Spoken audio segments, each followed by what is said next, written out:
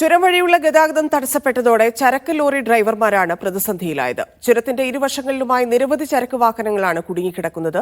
മഴയില്ലാത്ത സമയങ്ങളിൽ യാത്ര അനുവദിക്കണമെന്നാണ് ലോറി ഡ്രൈവർമാർ പറയുന്നത്. ഫൈസൽ നെടുമ്പാലയുടെ റിപ്പോർട്ട്.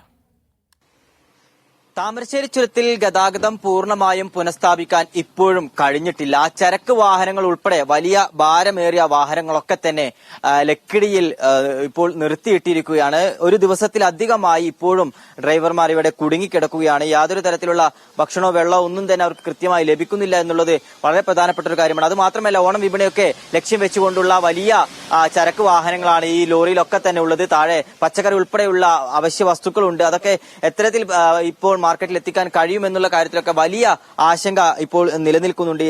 രാവിലെ മുതൽ ഈ സമയം വരെ ഇപ്പൊ മഴ ഒന്നും പെയ്തിട്ടില്ല.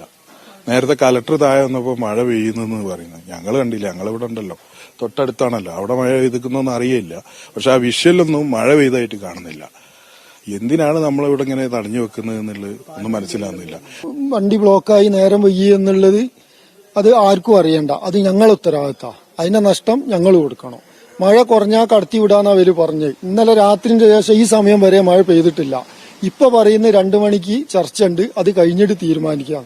ആളുകളെ സംബന്ധിച്ചിടത്തോളം അല്ലെങ്കിൽ ഇത്തരത്തിൽ ചരക്ക് വാഹനങ്ങളെ സംബന്ധിച്ചിടത്തോളം അവർക്ക് വലിയ ബുദ്ധിമുട്ടാണ് ഇപ്പോഴും അനുഭവിക്കുന്നത്. എത്രയും വേഗം അടിയന്തരമായി ഇടപെട്ടുകൊണ്ട് പ്രശ്നത്തിൽ താൽക്കാലികമായിട്ടെങ്കിലും ഇപ്പോൾ കുടുങ്ങിക്കിടക്കുന്ന ലോറികളെ, ചരക്ക് വാഹനങ്ങളെ എങ്കിലും കടത്തിവിടണമെന്നുള്ളതാണ് ആവശ്യമുയരുന്നത്. ക്യാമറ പേഴ്സൺ ബബീഷ് കക്കോളിക്കൊപ്പം ഫൈസൽ നെടുമ്പാല, മീഡിയ 1, വയനാട്.